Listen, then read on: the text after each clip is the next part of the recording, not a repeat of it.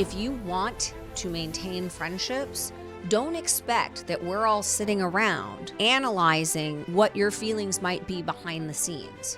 You have to pick up the phone and you have to say, I feel like shit today. We met at USC in 1993. Correct. Actually, it was a woman that was interviewing several different male CEOs and asking them questions that women that she had interviewed had been asked in the workplace. Questions like... It's so important. It's so important at this stage in our lives, too, to have that. You know, community is everything. I mean, the suicide rates of women in midlife go up significantly because people feel alone, you know, and they feel like they're struggling. So what do you want people to know, especially midlife women, about friendships at this stage in your 40s? It's a lot of pressure. So back to dating. Well, this will be the fun part. Yeah. Done with the serious shit. Tracy, we will get married one day. I'll leave David. We'll run away together. You know how this story ends. There is a commune on the horizon. I do feel it coming. Like, how many years are we talking? I mean, this it could is be the span of a lifetime. Yes. It could The be most savage thing I've ever done. Most savage.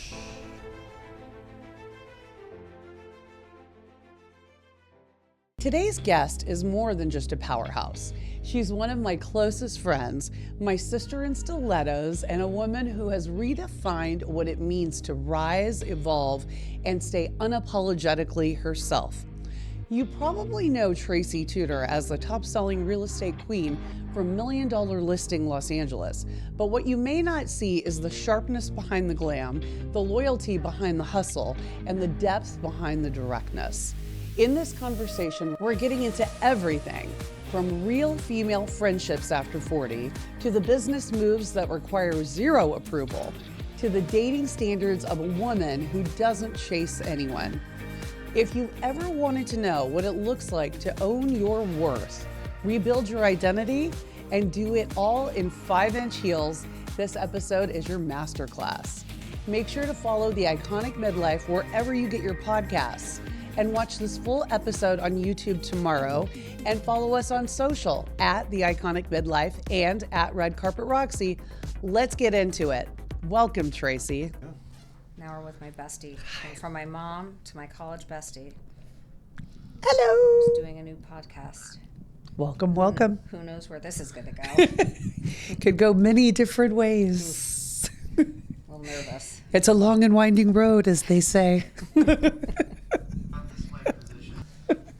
I love that you're wearing glasses. Don't you? Boy, times have changed. This is what happens when you're 50. Even with big prints, I still have to wear glasses. I'm blind as a bat. Girl. But I feel like you don't have to wear them as much. If I don't wear them for a period of time, then I need them less. But if I put them on and take them off, then I'm like, it takes a minute to adjust, right? Like, who? Do I know you? Yeah. Like right now, you look gorgeous. Oh my if I God! put my glasses on, it could be a total shit show. Just keep the glasses off, okay? Oh, lady. I'm a little puffy today. Girl, I'm so puffy. Are you kidding me? Coming off that plane, forget it. I don't know. I don't know if it's allergies or just lack of dick. I mean, could be a little of both. Yeah, how is the dick shortage these days? I mean, I'm just one day at a time. It's rough out there, huh? Rough out there in the LA streets. I'm sourcing penis out from other countries at this point. It's fine. I think Australia is a good country for outsourcing, right? I'm not mad at Australia currently.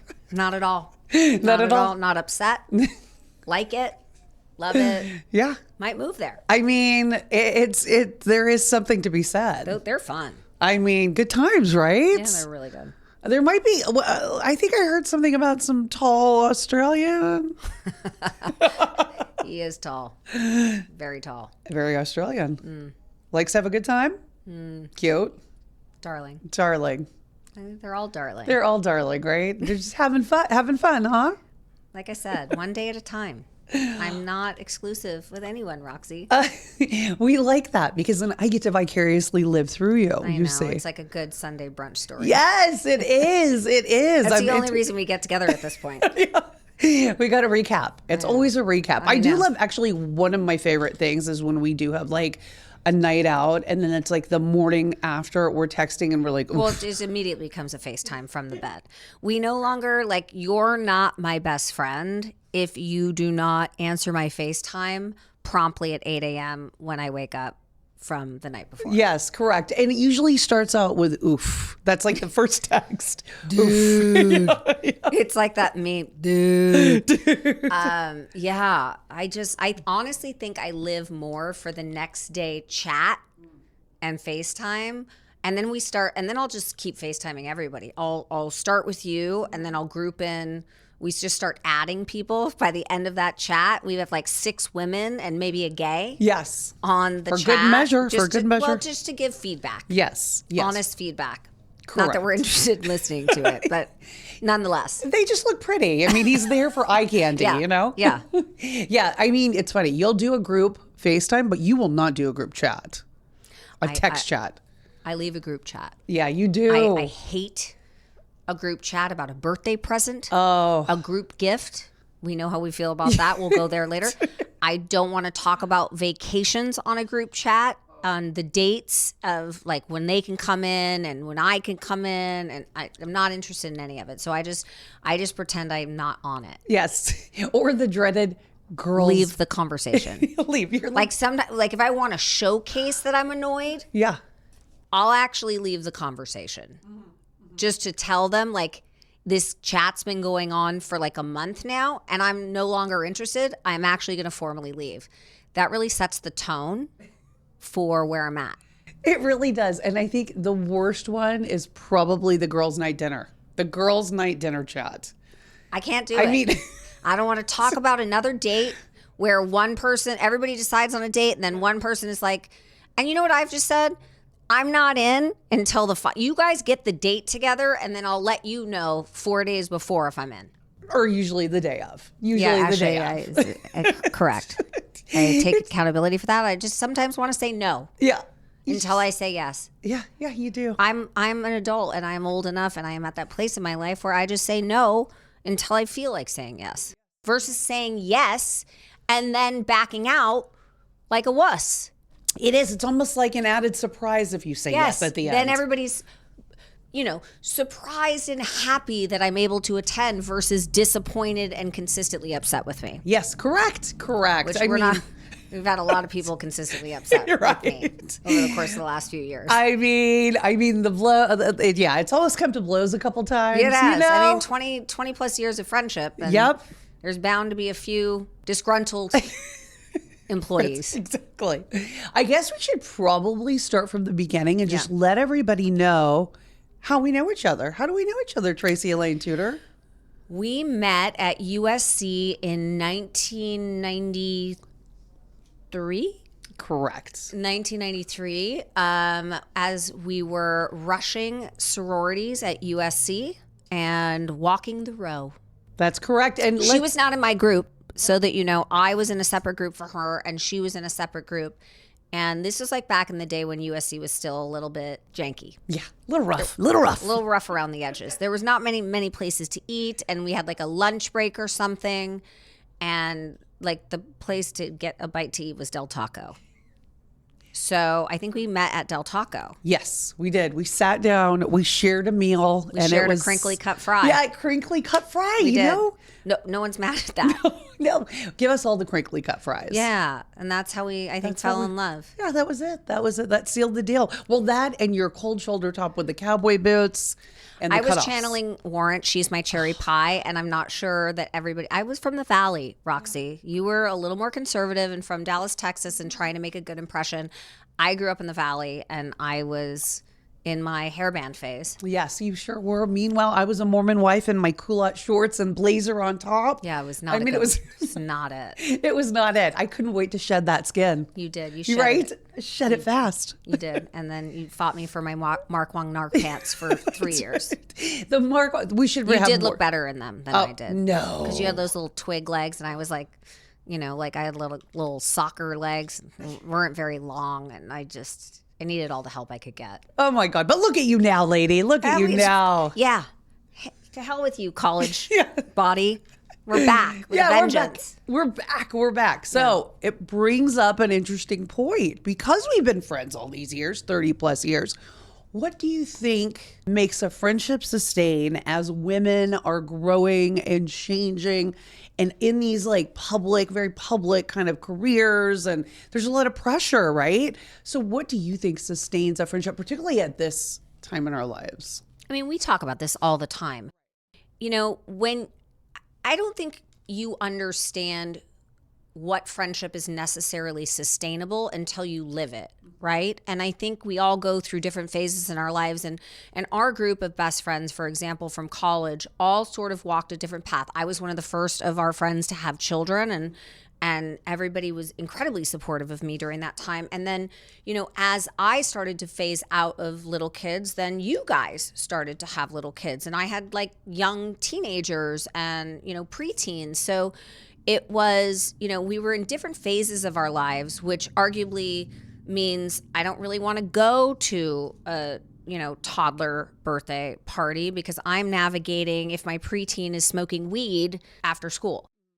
So it was like we were dealing with different things, and I think you start to recognize that your friends either understand the space that you're in during the time that you're in it and vice versa, and you respect that, but you can still kind of come together and you pick up where you left off. I don't think there's anything more telling that when I pick up the phone and I speak to you, if we don't speak for 5 or 6 weeks, I'm traveling for work, you're traveling with David, whatever that may be, and we pick up the phone and we pick up exactly where we left off. And, you called me the other day and opened your heart to me.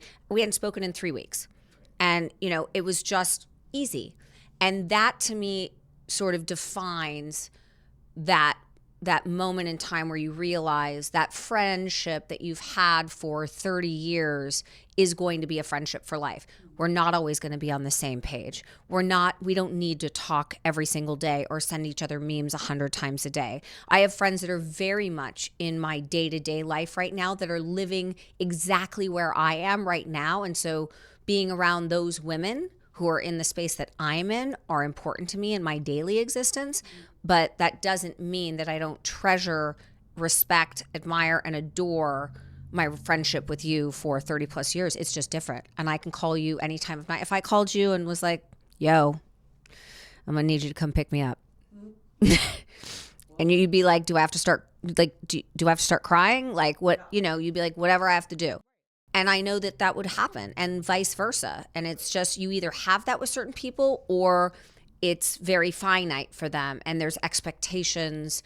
And I think you can't have that when you get to a certain place in your life. We have too many responsibilities as career women, as mothers, as wives, as girlfriends, as sisters, brothers, daughters.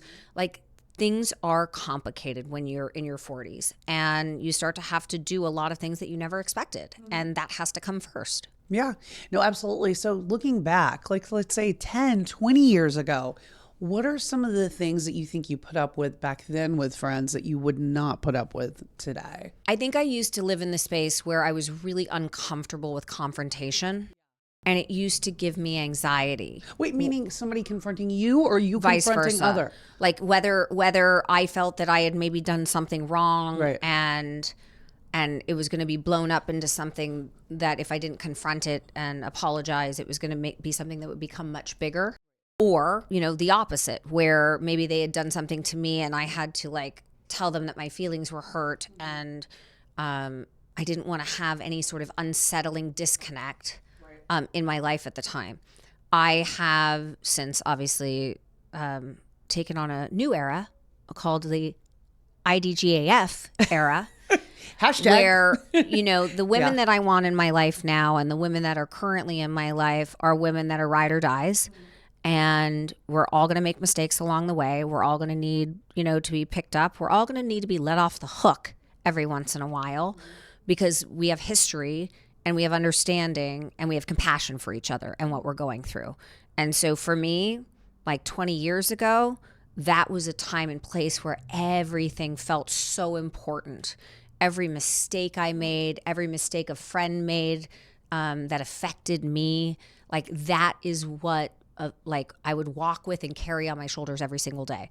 I do my absolute best not to carry that weight anymore, and it's incredibly freeing. I'm not going to say that, I haven't made mistakes in relationships or friendships in my life, but and or my friends may have made mistakes, as far as how we relate to one another, but I don't carry the burden of that affecting it and it being so life or death. That's something that I walk my daughter through, Juliet, right now. Like everything with your friends when you're, a teenager, maybe all the way up through the time that you're married and having kids, in that phase, which is really roughly 15 years, your friends are your family. Right. And when something falls out, it's like life altering.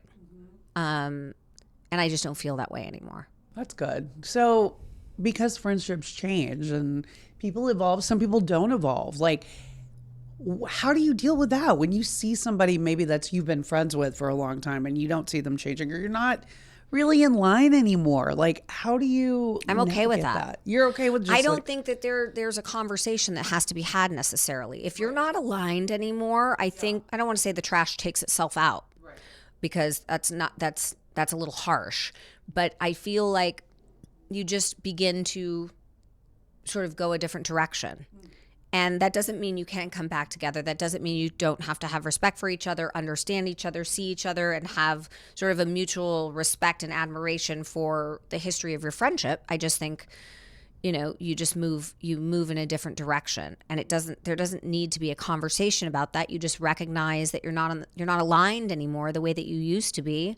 And, therefore you're going the way that suits you, that's right for you. Yeah, we've had a lot of changes in our friend group, Totally. And it's like we've kind of had to navigate that. And you're right. Sometimes you just don't talk to people anymore. Sometimes they come back in at a different time. Right. Maybe they're going through shit. I mean, who knows? I still go back to like our friend group that obviously has been close for a long time, some closer than others. And, the 6 of us or 5 of us that have known each other since, we were 18. But I still feel, even with some of the friendships in our little group that maybe I'm not as close to as, for example, you and Kristen, I still feel like if push came to shove and if there was something that I could provide, I'd be there in a heartbeat. All she has to do is pick up the phone and ask, and vice versa. Just because we are not necessarily aligned in our values and our day-to-day and how we see life right now and where we are in life doesn't mean that there won't be a moment down the road where those paths could sort of align again. And so I always try to put one foot in front of the other and be positive about it. And, who knows? Yeah, for sure. And, the world loves to pit powerful women against each other, Oh, yeah. each person. But Totally. What do you think is the best way for friendships to thrive in a pressure situation or in a world like that? I think you have different friends for different reasons. Like I've heard this a few different times where it's like you have to have like a few different types of friends. You have to have the one that is like ride or die, that you could pick up the phone, call at any hour of the night and be like, I need you to bail me out of jail. I need you to pick me up. I'm in a really shitty situation with a relationship that I'm in. And it's like, pin your location, I'll be there in 10. You have to have that person, right? Then you have to have your truth teller that's going to sit across from you and tell you the things you don't necessarily want to hear when you need to hear it. And everybody else is saying, I love you, I support you, you do you, I think you have to have that person that's willing to kind of shoot you straight and say, I think you're on a path that isn't necessarily going to serve you. And I think that type of friend is important. And then I think you have to have the friend that brings absolute and utter joy, laughter, and fun into your life. At this phase, that's what I want. I want those 3 things to make sure that A, I don't fall off track, B, that I always have someone that has my back in my darkest days, and C, someone that is going to be there and when I'm having a terrible few months at work, and nothing seems to be coming together. They're there to like just make me laugh, pour me a tequila, sit across from me, and just let loose. I mean, that's what girlfriends are all about. It's so important. It's so important at this stage in our lives too to have that. 100%. You know, community is everything. I Yeah. mean, the suicide rates of women in midlife go up significantly because people feel alone, you know, and they feel like they're struggling. So what do you want people to know, especially midlife women, about friendships at this stage in your 40s? I feel like, you have to ask. We're not 18 anymore, guys. Like, we're not in the space where our friendships are the center of our universe, right? I mean, for me, being single, my friendships are incredibly important to me right now. And I lean on the women and men around me that I adore and treasure. But for most women in their 40s, they have very big lives, whether it be career, family, etc. And if you want to maintain friendships, don't expect that we're all sitting around analyzing what your feelings might be behind the scenes. You have to pick up the phone and you have to say, I feel like shit today and I need my ride or die, or I need Tracy to come and make me laugh, or I need you to bail me out of jail. Whatever that is, you need to be able to say it. And I don't think women say it enough. I think there's an expectation that if you don't show up for that person every week and you're not texting them every day and having dinner with them every week, that you don't care. And the reality is, when you're in your 40s and you have kids to take care of, a job to deal with, a husband to navigate, or a boyfriend or a wife, or whatever that looks like, you're not necessarily giving perspective to your female friendships around you. So you need help, pick up the phone and ask for it. That's the first step, and so many people don't do that. No, they just feel sorry for themselves, and no one cares about me anymore. You're not there for me anymore. And I just think that's the wrong dialogue to be having. If you don't ask for help, if you ask for help and you don't get it, now that's telling. Right. That's a problem. Yes. Yeah. You have to put the first step out there and you have to do it. Say, I need help. I'm vulnerable right now, like you did with me a few weeks ago. And I was like, all bets are off.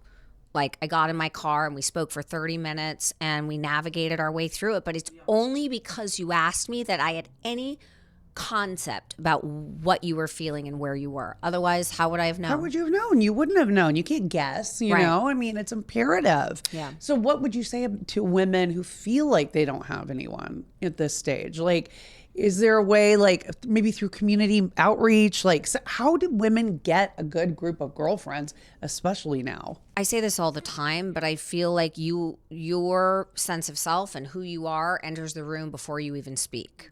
So if you want female friends around you, be aware of how you're putting yourself out there to women. I've always been a big cheerleader for women. I don't believe in competition. I believe in celebrating each other's successes and, navigating this crazy path called your 40s. And, there's going to be ups and downs for all of us. But if you want to have female friends and you don't feel like you're on that path, or you don't feel like you have anyone, put yourself in scenarios where you are positive, vulnerable, all of the things. I don't think, when you walk into a room and meet a new group of women, you dump your shit all over them. I feel like you put yourself out there as someone who is positive, energetic, someone that is interesting and dynamic to be around, and someone that's vulnerable. And you'd be surprised at how many friends I've made, that are in the same space as I am, because really all of my best friends are still married, or have very young kids. And so I had to kind of make the unilateral decision to put myself in a space where I was meeting women that were in the same space and time that I was. And I have done that, and it's been incredibly rewarding. It doesn't take away from my old friendships, but it has allowed me to make, brand spanking new female friends that I treasure just as much as I treasure my 30-year friendships. Nope, we win. Yeah. I knew that was going to happen. Nope. No. See you later. The 30 pluses. She bitch gets jealous. This bitch is so jealous. I'm like, we get first place. I know. If you could stick your tongue down my throat in a room full of women, you would. Tracy, we will get married one day. I'll leave David. We'll run away together. You know how this story ends. There is a commune on the horizon. I do feel it coming. Okay, so you do think there is a way for women to have close friendships without the jealousy, without like the competition? Hell yeah. I absolutely think, and I talk about this all the time on my platform, I do not believe in women tearing each other down. I will continue to put content out there that challenges women to reciprocate with admiration, adoration, like celebration for other women. Right. No matter what they're putting out there, rather than, well, you should be doing it this way. You need to eat more. You need to like work less. You need to find a man that's your age. Well, no, I don't actually. And the more you say it, the more I want to put content out there that absolutely dispels that. And what I've found in the last few years is by not curbing who I am and what I stand for and what I've always stood for, more and more women are celebrating that, at least the following that I have. And I think, like we're breaking those sort of boundaries and sort of challenging women with a little bit of an older mindset, particularly surrounding women in business, how we dress, how we present ourselves, how we choose to live our lives after divorce or if being single, moms in our 40s, whatever that looks like. I think more and more women are wrapping their heads around reframing their mindset about what we should be doing, how we should be celebrating each other versus saying, you're doing it wrong. You should be doing it this way. And that's why I think social media is such a great platform for that, because it's, a world full of free speech. I mean, the comments. Little freer than I would sometimes like, but, right. I can take it, right? Yeah. Like good and bad. You're good, but you've always been like that, Trey. You've always been able to like kind of deal with like what people say, what they do, because it doesn't change who you are. You still do what you do. I think because I make zero apologies for where I am in my life. And I've shared a lot of what I've been through. Not everything. Not everybody knows every intimate detail about my personal life. But on the whole, I've been pretty organic and I maintain my truth on my social platform. And I think because of that, I don't have any problem with, don't get me wrong, every once in a while, someone will say something like, as it relates to me being a mother or my children or something like that, and that will really rub me the wrong way. But I reset and I remind myself the 82 women that came to my defense against the one woman that challenged me is something that I think is much more powerful. And I think women sort of supporting each other in that way is growing. And I think it takes a little bit of time, and I think we're still on the path, but I think we need to be our biggest cheerleaders. It's not really about men. Right. It really is about women. And that's the interesting thing, is a lot of times those negative comments come from other women, which is actually surprising to me. I mean, more often than not, I talk about this all Right. the time. Again, when you really start to analyze, I think for a long time, my following was predominantly women. And more so recently, it's changed into sort of a 50-50. But well, look at you, girl. You're looking hot. Come on. But I think the dynamic of having a largely female following, ranging from really like 18 to like 50, my biggest following being between 35 and 44.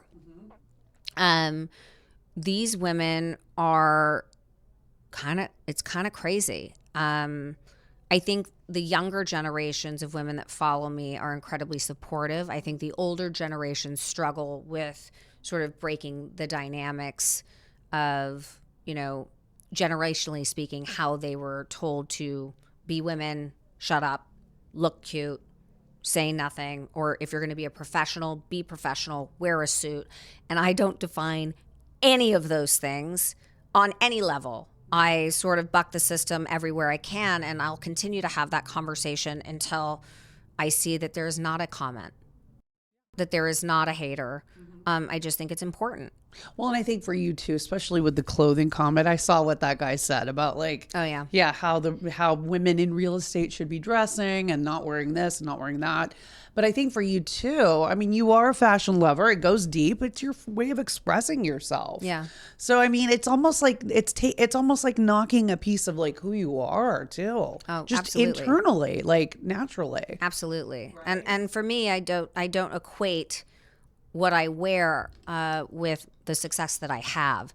I saw something the other day of this guy on Instagram talking about, actually, it was a woman that was interviewing several different male CEOs and asking them questions about, like, you've got to pull it up, asking them questions that women that she had interviewed had been asked in the workplace.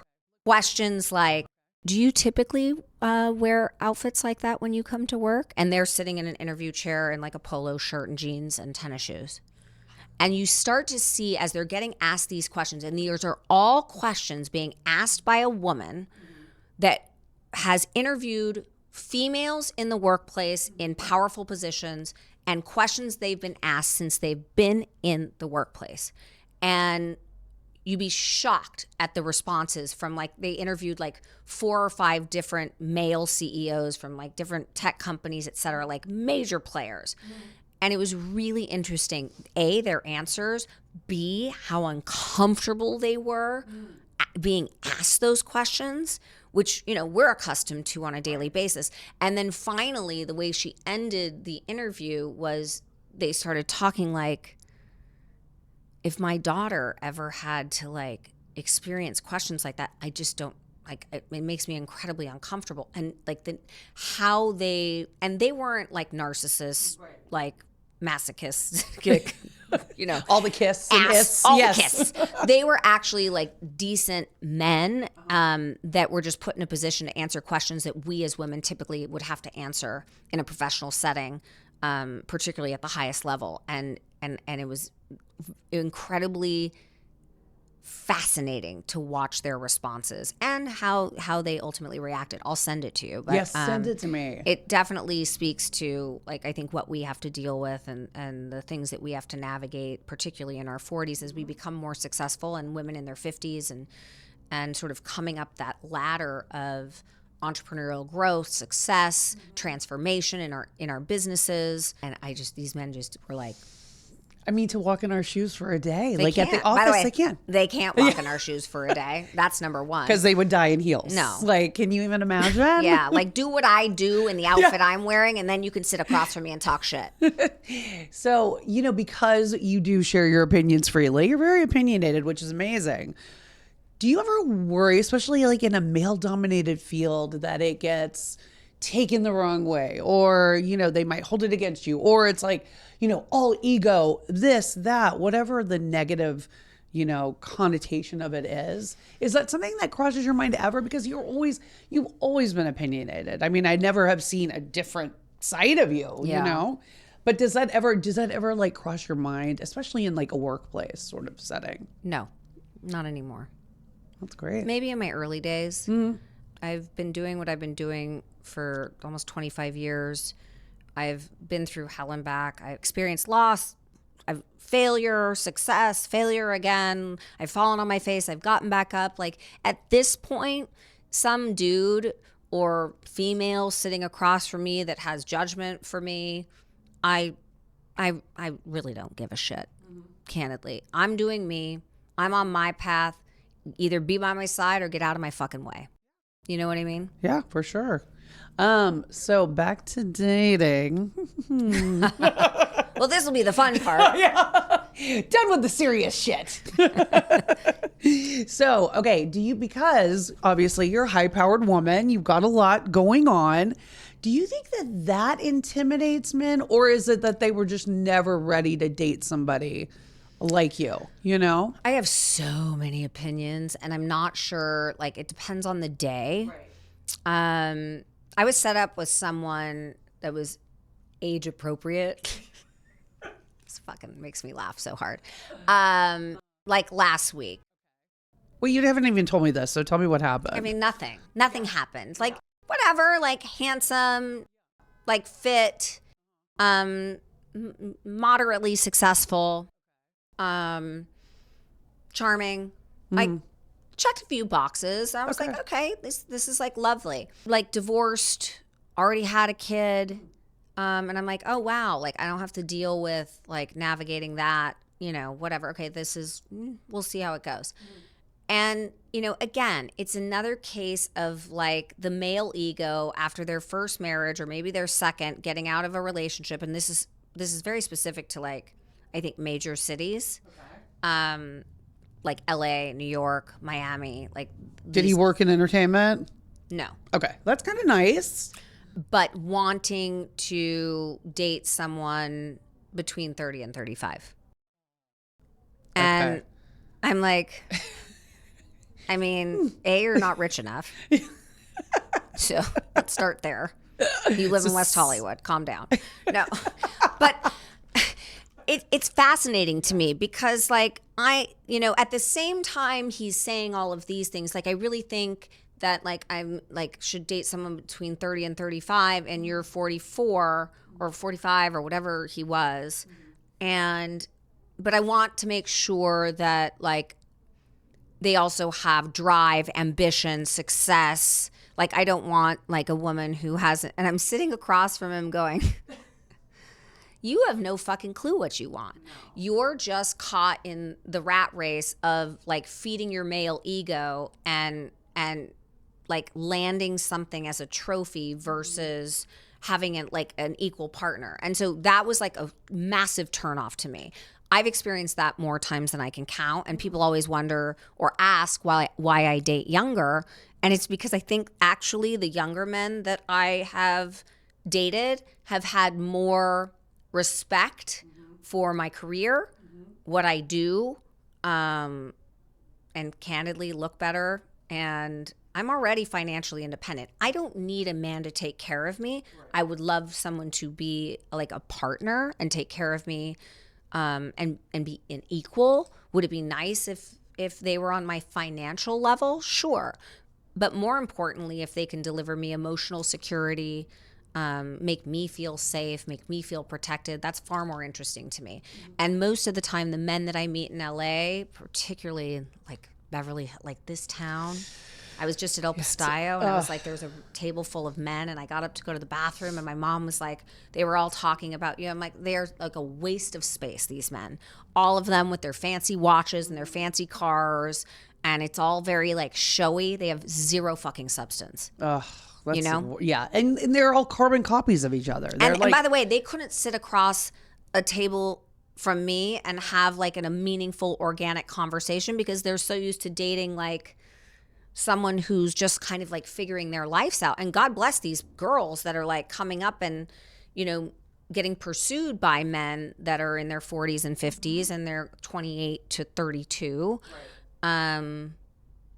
They're probably at the same emotional maturity. Right. So that tracks. Yeah. Like it's true. It's true. But then again, I don't want to date someone who's 65 or 70. Like I value the way I take care of myself. I value like my priorities and wellness and health and wanting to have a good time and being in that space. So like, I don't know, maybe my path is shorter term relationships with someone in their 30s. And, if I find someone that I go the distance with, then that's amazing. I don't think they're going to be in their 50s or 60s, just based on my experience. Right. They're also kind of at that point a little bit jaded in a way too, with like, they've lived a certain amount of life and it's probably they're set in their ways a bit, right? Yeah. It's like they don't want to be kind of flexible and vulnerable. Well, they certainly don't want to answer to like an equal partner. Right. Correct. Because they're used to like, these younger girls that they can kind of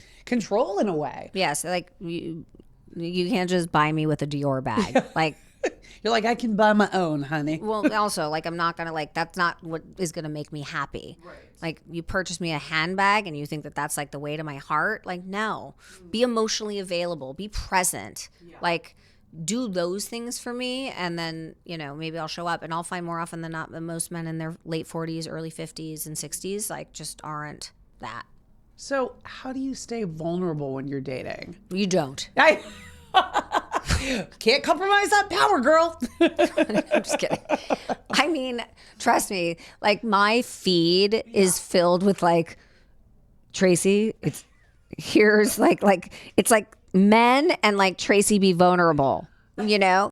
And I think with certain people I am, like, there's someone in my life right now with that I'm very emotionally vulnerable with for the most of the time. But I feel like that's a struggle that for someone like me, who's been financially independent and had, you know, several relationships post-divorce and haven't really found my person yet, but have had like beautiful love, just not everlasting, that it's very difficult for me to fully be vulnerable. I have to work on that every single day. Like, speak your truth. If you want it, say it out loud.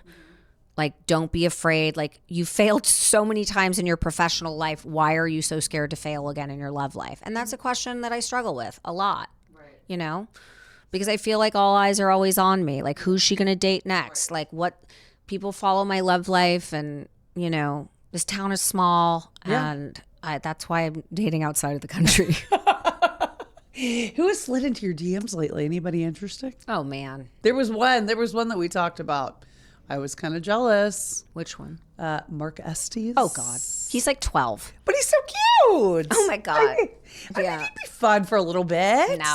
No. He's way too young. But he's super hot. He's super hot. That's exactly it. Great body. Yeah. I just like watching him on Instagram in the gym. Oh, I know. It's good. It's no, really he's cute. good. No, there's things in my DMs that I cannot share. You know, when you're just like going, because I actually get leads there. So I actually physically go through all of my DMs, from requests to general to primary. And so, like, typically if I just see something, I'll just tap, tap, tap, tap, heart prayer, tap, thumbs down. You know, it's like a keep it moving until I get through the leads or someone that is asking me a question about a property, et cetera. And then all of a sudden there's a photo. This I remember when you first. And then it's a train crash that you can't avoid seeing. You just have to see what's there, what's behind that little photo thing. And then you open it, and then they know you opened it. And that's like the door is now officially open to just, and then you have to block. Or you have to threaten the block. Like, you can't put the toothpaste back in the tube at that point. And you know what? I remember when you first got on the show and you were like, look at these. And it was like dick pic, message, dick pic. It was like, it was just like an onslaught. So is it like, it's pretty fun. Yeah, it's kind of fun. It's like, you know, you're driving, you're in a doctor's office, you're checking your messages and like, boom. Like big hard penis is in your phone of like someone in the middle of like Arkansas. Yeah. You're like, okay. Or you're sitting there talking to your mom. Have a great day, Keith. Like, glad my real estate photo inspired you. I should take more of those. I mean, it's too good. But you know, like the 40s for you, I feel like was it was a big decade of change for you. You know, you got divorced. Juliet and Scarlett, your kids became of age. You got on this really successful reality show, you know, and you built like this amazing business. So that kind of all happened in the span of like less than 10 years, really. Yeah, because I got divorced when I was 41. So it's been 8 years. Has it already been 8? Yeah, I filed for divorce in 2017. I was divorced by 2018. So it's, yeah. And I remember when you knew. That was it. Like when you made that decision, that was it. You were like ready to go. Yeah. But I mean, after that, you know, it's kind of like, so you had this great, you know, 40s up and down, like all over the place. What are you looking forward to in your 50s? Because you are having a big birthday in August. You know, I do want to find like love, like like a relationship. I think I'm better and I'm fun as hell single, but like maybe too fun. Like Is it really too much fun, Tracy? I tend to be incredibly spontaneous. And, you know, my life right now is my girls, my work, and breaking away from all of that, having fun with friends and meeting people and traveling, right? So I don't have an ex-husband to worry about. Like, he's all good. My parents are healthy. So, you know, those are the three things that I spend time doing. And so when I have the time to have fun, I take advantage of every moment of it. And fortunately for me, when I'm single, I'm a good time and people like to invite me places. I think that can get a little tiresome after a while, and it's much more fun to have someone that you want to do that with. You know, but I've had a couple, you know, I was dating someone a few months ago, which will go unnamed. Yes, we know. Mm-hmm. And, you know, that was short-lived. It was a few months. And I realized pretty quickly it wasn't the path for me. But I would like someone that, like, values who I am, what I am, doesn't want me to change or morph into, like, what it means to be with them or how they pictured me to be in a couple. And just celebrate me for who I am and have a partnership with someone that I can celebrate the same things in them and that do that together, have that life together, celebrate each other's successes and travel and have fun and be with my friends. And that's, to me, that's like my 50s. I have no issue turning 50 at all. I've never felt better. I feel great. I feel better today than I did when I turned 40. Do you? 100%. Why? Do you think just where you are in life? No. I think physically. Like literally physically. Like, of course I'm more successful than I was when I was turning 40. I've lived another 9 years. But I just mean physically. I'm in the best shape of my life. My doctors are like, I don't know what the hell is going on with you, but like biologically you are younger today than you were 9 years ago. I feel great. I feel energized. I feel happy. I don't think I felt that when I was turning 40. Again, I got divorced a year later, so that might have had something to do with it. But yeah, I feel physically my best. And that's like for me, and I think such an inspiration, hopefully, to other women. You know, I'm 49 years old. I have a fucking six-pack. And I haven't like given up life. I enjoy cocktails. I eat cheeseburgers. I like, you know, but I just have, whatever the balance is, it's what's working for me. And I'm not saying it's going to work for everybody, but I think if you sort of invest in yourself and you start taking actually care of yourself instead of everybody else first, then you get to feel good. And when you feel good, then you have so much more to give to the people around you. So how is like the wear and the tear of the body in this midlife period for you? I mean, are you feeling the things that a lot of women are feeling with like perimenopause, for example? You know, like, I'm on testosterone. I've never felt better. Oh shit, girl, you didn't tell me you were taking testosterone. Oh, yeah. Do you love it's great, right? It's fantastic, which is another reason I need a boyfriend. Like, I got to get this out. It's fantastic. I went and had some testing done probably a year ago. And my testosterone levels were a little bit low. And a girlfriend of mine, Caroline Stanberry, had told me about this great hormone doctor. So I went and got all my blood work done. And he's like, your levels are a little bit low. You could absolutely, you know, put some testosterone back in your body. It would give you a lot more energy. You'll be great in the gym. And the one thing he said to me was, do you have a boyfriend? And I was like, I just broke up with him. Why? He's like, well, that's going to be a problem. And I didn't really understand at the time what he was effectively saying to me. And he was like, you might start like looking at your gardener in a sexual way. And I was like, oh my God, really? Like Chris? And sure enough, he was not wrong. So I'm embracing it. It made my workouts so much stronger. I have way more energy than I've ever than I did when a year ago. And I feel good. How long did it take to kick in? Probably like a month or two. Okay. And it's a patch? I didn't do a patch. I did the pellet. So it's a good thing then. I mean, It's been wonderful. sex drive is up, like the whole bit. Energy's up. Yeah. Clarity. Like, I feel great. So were you having symptoms before you started taking it? Well, my testosterone levels were low. Yeah. Did you have like the brain fog or anything like that? No, I don't have time for brain fog. I don't even have time to process that I have brain fog. Yeah. You know me. I'm up at 6 o'clock in the morning. I'm in the gym by 6:30 or 7. I go until 6:30 or 7 every night. And then, so I never even like slowed down long enough to be like, how am I feeling?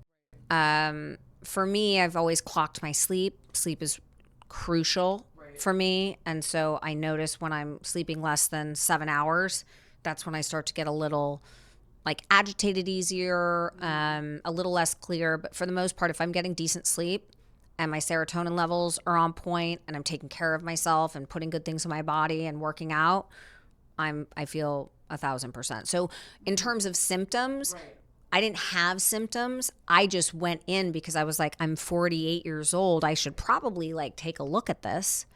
And I had been on birth control up until that point. And he was like, you need to get off birth control. You've been on birth control for like, however many years. 20 something year more. I mean, obviously I got off when I was having kids, but then I got back on when I was like, and we're done. So that's kind of where he was like, in order to really assess, where you are, we need to get you off birth control. And so we did some blood work, and that's when he discovered I was lower in testosterone. And we made those adjustments, and I'm taking some peptides as well, which, have been great for like collagen and just, my body feeling good. Your skin's looking on point, lady. Looks good. Thank you. Yeah. Thank you. I mean, that's skincare stuff too, and genetics, but I'm just doing the things sort of preventatively. So who knows when, menopause comes, and when it does, I'll be battling that next. I don't, but for the time being, this is where I am.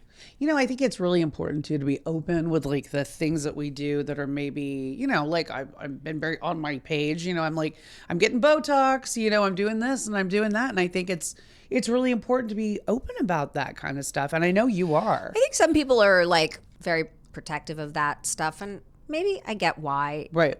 That's just never been who I am. I've had Botox. I've had filler. I don't get Botox. I actually get Xeomin because Botox doesn't work on me, to be totally transparent. And that's something I do for maintenance, and I've done it for 10 years. People think I've had a facelift. I have not. I have not. Thank you. Yes. I have a much better makeup artist now than I did when I first started the show, and maybe that's why you see the difference. And I'm probably 15 pounds lighter. Right. That's the difference. I have not had a facelift, but goddamn sure you guys will know when I get one. They'll be clocking it. They will. I'll just tell you, and we'll start there. So then we don't have to ponder on it anymore. It's unbelievable. They'll sit there and they'll guess all day long, and you're like, I didn't fucking do anything. Like, come on. I don't care. They just, I know. You're like, I don't have time for that. Sorry. Okay, regrets. Any regrets from your 40s? I don't believe in regret. I think it's like a wasted emotion. I think it crushes. Like, I believe in decisions, and I believe sometimes you make wrong decisions, and you have to pay for the decisions that you make. And sometimes that takes you down a path that you don't necessarily want to go. But I think there's also recovery from that. And I think there's something about, even in your 40s or 50s or 60s, making wrong decisions, which there's something about our youth that says that it's like you don't make mistakes in your 40s. You make them in your teenage years and in your 20s. But then once you hit 35, you have your shit together, and you're not supposed to make those kinds of mistakes anymore. Let's advise. There is not a woman that I know that is in her 40s, 50s, 60s, or my mom in her 70s that is still not making mistakes in her life or my life today. And I think we have to live through those decisions and those mistakes and figure out a way to navigate it and fall down and get back up again and recover.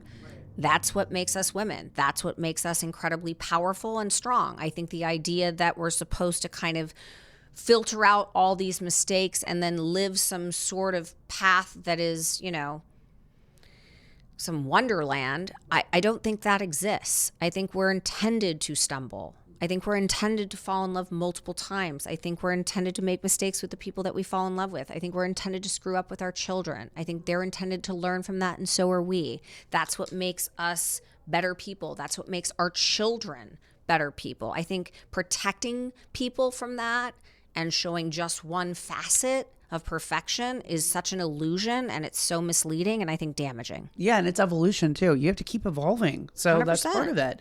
So yeah, you're going to fuck up. Like, you're going to keep fucking up. Yes. And you're going to keep winning too. I mean, that's it goes life. both ways. I think that's the pressure of, like, you know, something you and I were talking about a few weeks ago. I think there's this idea that, like, you know, here we are, like we're supposed to have it all worked out. Says who? Just because I'm in my late 40s, I'm supposed to have all the fucking answers? Mm-hmm. No, I'm not. Right.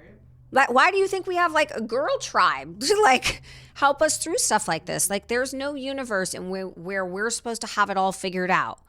I think that messaging is not only like wrong, but it's damaging even to us, because there's still this feeling of, you know, imposter syndrome, where we're supposed to sort of think that we have it all together, and it doesn't give us permission. It doesn't give you permission to pick up the phone and call me and say, I don't have it fucking together, Tracy. Like, I feel like everything's fucking crumbling and I need to like vent and dump on someone. Can I do it? Mm-hmm. Like, I need 10 minutes of your time. Yeah. And that, I think we have to give each other permission to do more often. Do you feel imposter syndrome?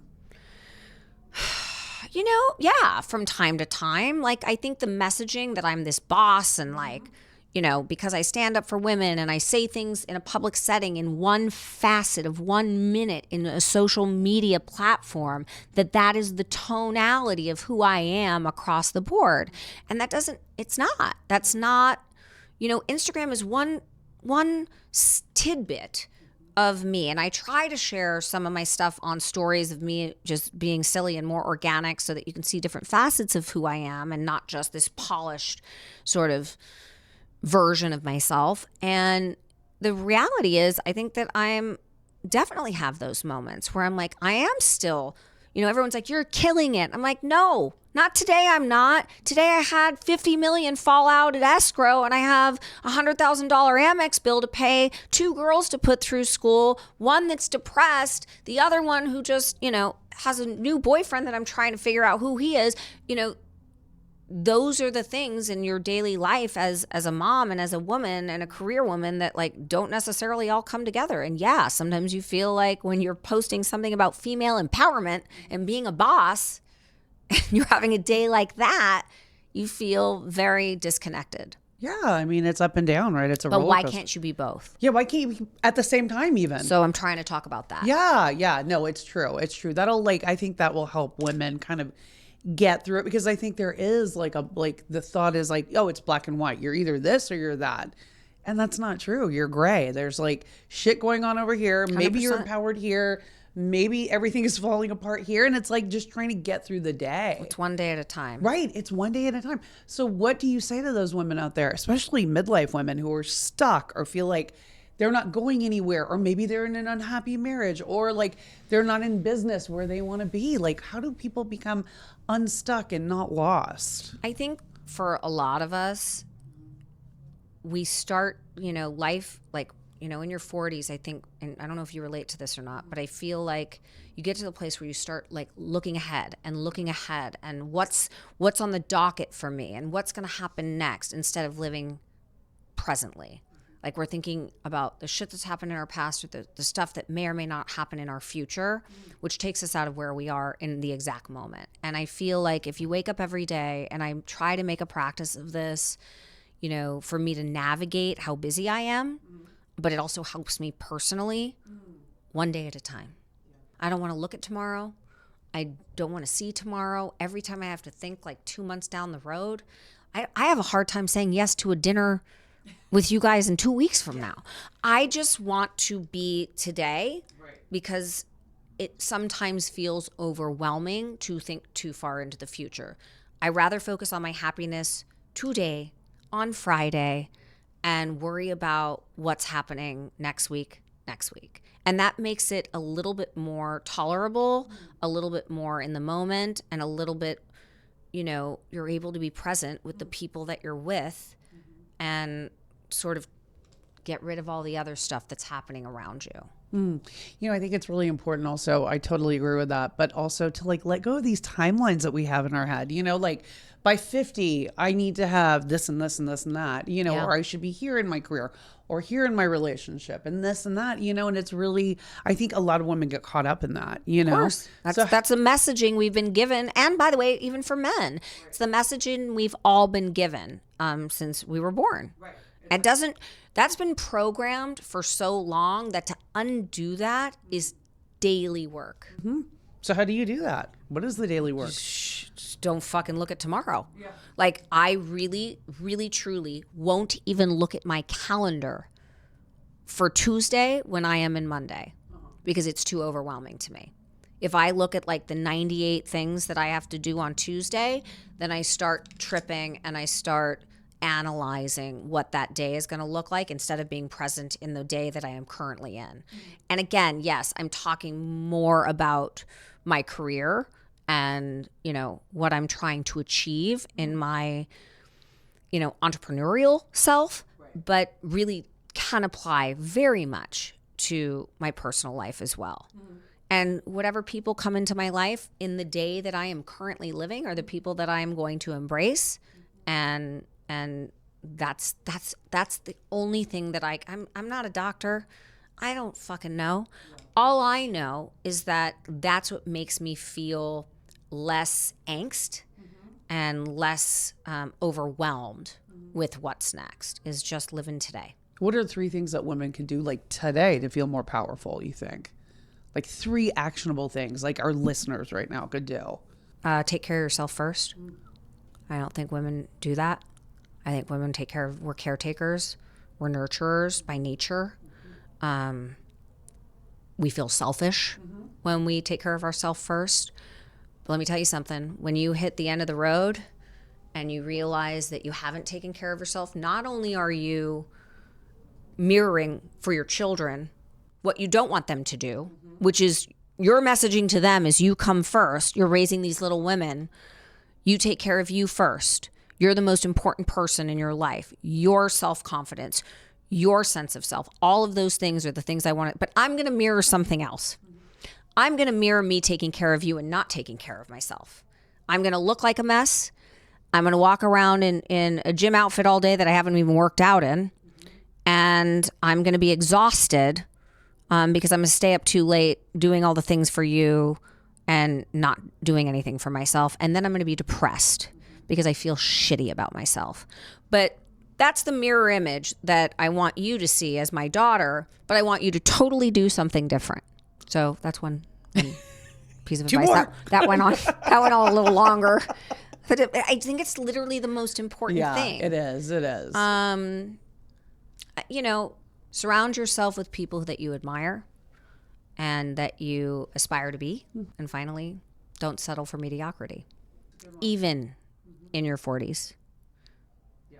Like, just because you haven't quite gotten to where you want to be yet, like, who wants to be mediocre? I don't. That's why, like, if I hit a goal, I'm like, all right, well, shit, what's up next? What's up next for me? What do I have to do to feel like I have something to strive towards, something to wake up for, something to look at? I think it's like a way to sort of keep you alive and present and wanting to get up and grind every day and do something, because I think we're the most happy and we're the most motivated when we have purpose. And if you don't have goals and if you sort of are just settling with being mediocre, then what do you have to wake up for? See, that's the thing. I feel like a lot of women in this age group, they've raised kids or they've been married or maybe they stayed at home and they stopped working. How do they find their purpose? Like, how do you do that when you feel... I don't know, man. That's up to them. Yeah. Read a few books. Do what inspires you. Try different and new things. Have an affair. I don't give a shit. Whatever works for you. But, like, do something that you haven't done before to inspire something inside you that lights a fire. And whatever that fire is for you, go light it. Yeah. Could be something brand new that you've never even done before. And I don't see why you can't do it just because you're in your 40s. It's the fear. You know, Yeah, fuck that. I wrote a book about that. I know. Fuck. Fear is a 4-letter word. It's true. It's true. No, it is true. It's like, I think women are so paralyzed a lot of the time because they're like, what will this person think of me? Or can I do this? Or Right. can I even believe in myself to take that first step? You know? Yeah, you got to just dive off anyway. Just dive off and don't be afraid to ask for help. 100%. 100%, right? Oh, never. I mean, Tracy, you still ask for help. All the time. It's yeah, for sure. I could not do what I do without the help and support from the people around me that love me, that work with me. My children, they're my greatest support system. My 2 girls see what I do every day, and they're my biggest fans. Yeah. And they know how hard I work. Yeah. And they're coming of age too. I mean, Juliet's going to be 19. Yeah, 19. So what would you say to 25-year-old Tracy Elaine Tutor the first? What advice would you give her? Leave the fear at the door. Yeah. You embrace all the energy that you have inside of you and put it out there, and don't fucking hold back. You have absolutely nothing to lose. Maybe we should have had better hair colorists back then, though. We should. Wow. George, why didn't we know you back then? I mean, those college photos, every time you pop one in the group chat, I'm like, wow, what was I thinking? I thought I was hot back then. By the way, I was so confident.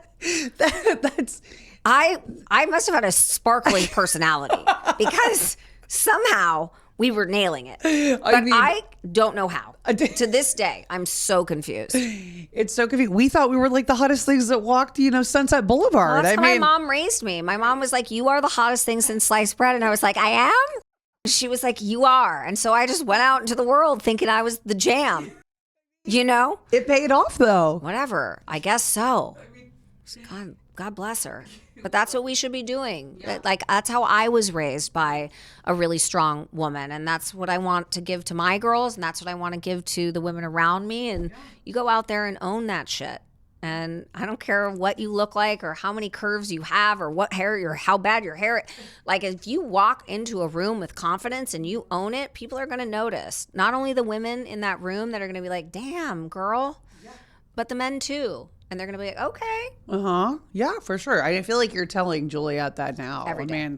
Every day. To be confident, to kind of step into her power, use her voice, all the things, right? Absolutely. So how are you living the most iconically right now?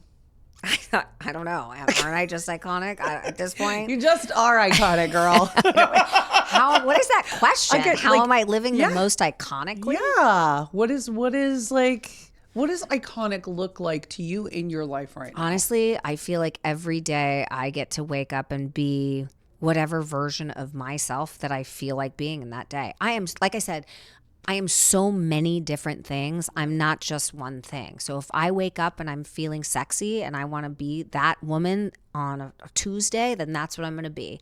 If I want to wake up and grind and be a hustler, then that's what I'm going to be that day. And if I want to be frivolous and carefree and book a trip to Napa for the weekend, then that's who I'm going to be. That to me, probably at my age, is living iconically. Yeah. Being who you are when you want to be it. I mean, there's nothing more freeing than being where I am in my life and having the independence and the freedom to wake up and say, today, I'm going to do this because I can. Yeah. Little less fucks given every day, too.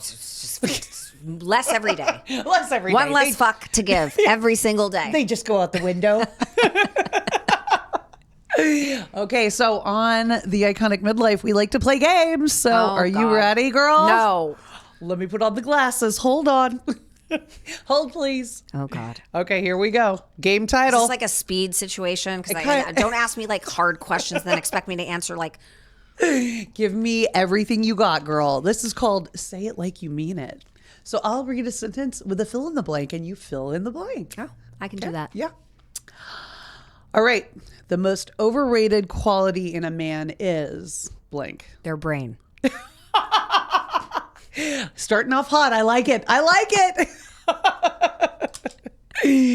I'd rather walk barefoot through LAX than blank. Date another guy in LA. I thought you were going to say drink champagne. Oh, yeah, I don't love champagne. Yeah, you did. My red flag in a friendship is when someone blank. Doesn't celebrate my successes. That's a big one. That's a red flag. That's a red flag. Yeah. And you can tell those people right from the get. Yep, 100%. Right from the get. Okay. Power is quiet. Desperation is blank. Loud as fuck. You can see it from a mile away, can't you? Yeah. Yep. Sure can. Yep. The last time I ignored my gut, I ended up blank. I could fill in a few of those. Yeah, I was like, ah! Yeah, my gut's usually right, and then I just like, ah. I ended up in a relationship much longer than I should have been. Yeah, you did kind of. I did. I really like to beat a dead horse. Just drag it out right to the bitter end.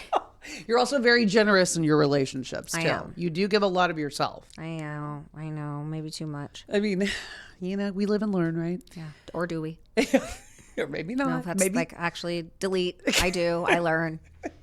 If a man tells me he's intimidated by me, I blank. Run. For the hills, right? Yeah. Yeah. Can't do it. No can do. I'll make time for anything except blank. Bad sex? Yeah. Who has time for that, right? No one. Not today. I feel like you're on a good trajectory right now, though. I can't really think when you had bad sex last. I can. Not in the recent past. Not recently. Yeah, it's been a minute. At this point in my life, I only chase blank. Peace. It's a big one. Peace makes you happy too. So it's peace. I was listening to someone the other day talk about this. The difference between happiness is, when you have happiness, that means there's sadness.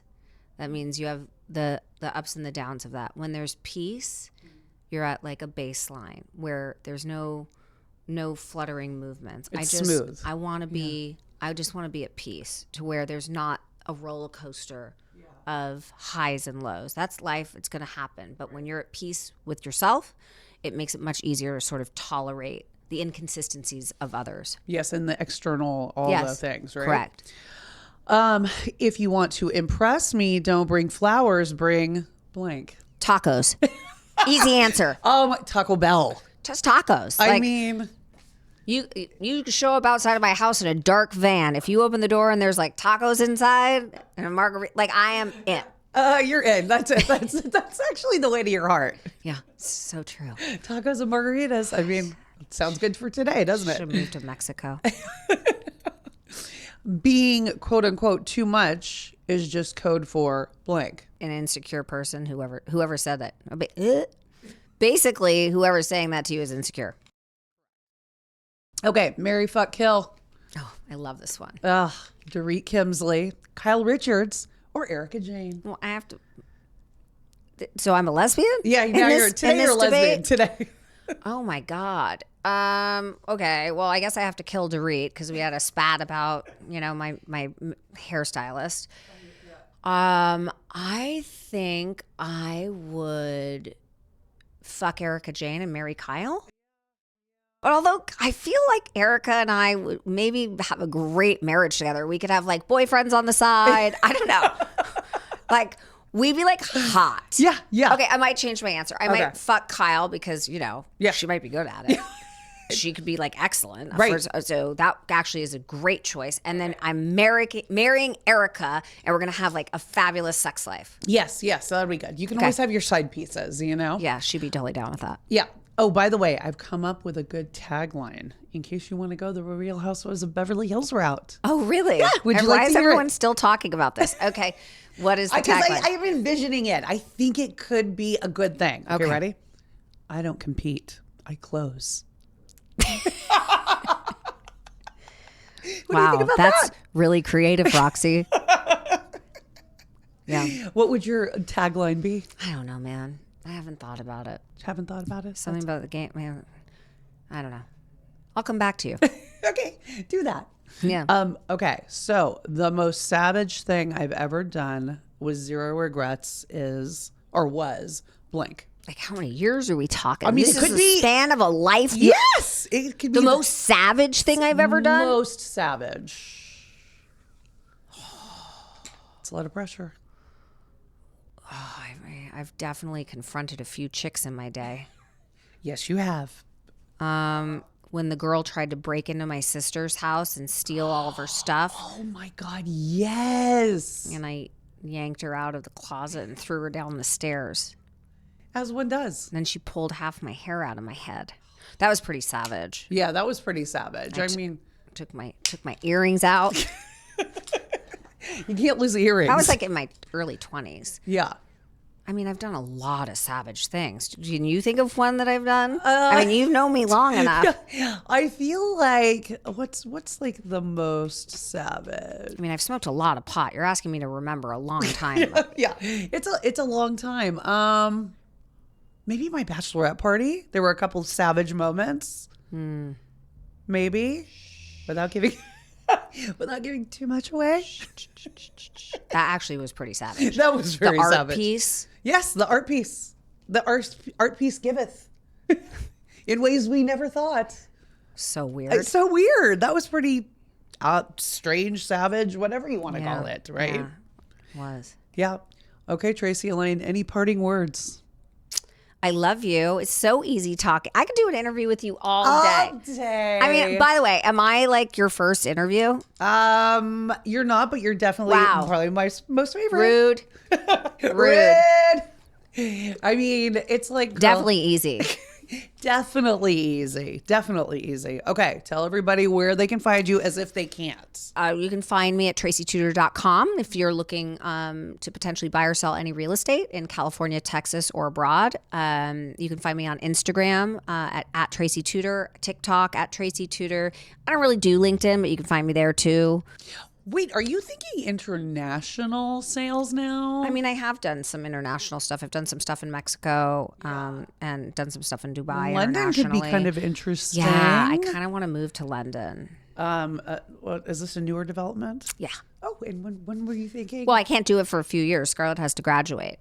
Right. But like, how fabulous it would be if I had a flat in London. I mean, it would be fun for us. It would be fun. I mean, we could just, do London. Wouldn't I be amazing? I'd be like a 10. It would be, yeah. That would be like a 10 life. It would be literally a 10. Yeah, I've lived here my whole life. Maybe it's time to like shake a tail feather and like go check out like another place, country. Yeah, that is true. Now that I'm thinking about it, you have always lived here. I have never left California. I've been here since birth.